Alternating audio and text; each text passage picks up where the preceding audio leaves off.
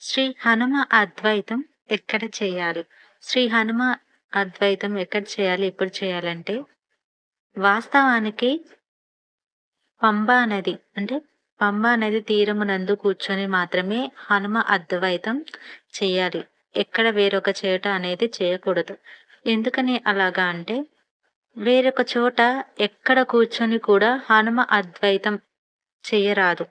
శాస్త్రము దీనికి ఒక మినహాయింపు అంటే ఒక పరిష్కారం ఇచ్చింది. ఏమిటంటే, పువ్వు పంబా నది అంటే పంబా నది ఉంటది గదా!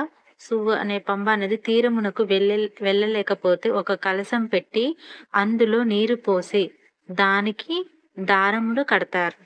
అయితే అది శాస్త్రము తెలిసిన వారు. ప్రక్రియను నిర్వహించగలిగిన వారు మాత్రమే కడతారు. ఇలా ఎవరికైతే తెలుసో వారు మాత్రమే ఈ విధంగా కలశం మీద నీరు పోసి దారముతో కట్టిన దారము కడతారు దానికి.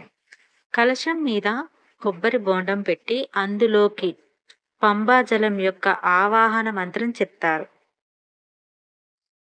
ఎందుకు మరి కలశం మీద కొబ్బరికాయ పెట్టి ఆవాహన పంబా నది యొక్క ఆవాహనం చేస్తారంటే, అప్పుడు చెప్పాను కదా! కలశం మీద కొబ్బరి బోండం పెట్టి అందులోకి పంబా జలం యొక్క ఆవాహన మంత్రం చెప్తారు. ఇలా చెప్పడం వల్ల అప్పుడు నువ్వు పంబా నది ఒడ్డున కూర్చున్నట్లే లెక్క. అందుకే అప్పుడు హనుమ అద్వైతం చేస్తారనమాట. ఇది హనుమ అద్వైతం ఉన్న వెనుక రహస్యం. ఇలా హనుమ అద్వైతం అనేది చెయ్యాలి. ఎక్కడ పడితే అక్కడ విధంగా చేయకూడదు. హనుమంతుడిని ప్రసన్నం పొందాలంటే ఈ విధంగా చేయాలి. ఇలా చేస్తేనే మనకి మంచి జరుగుతుంది.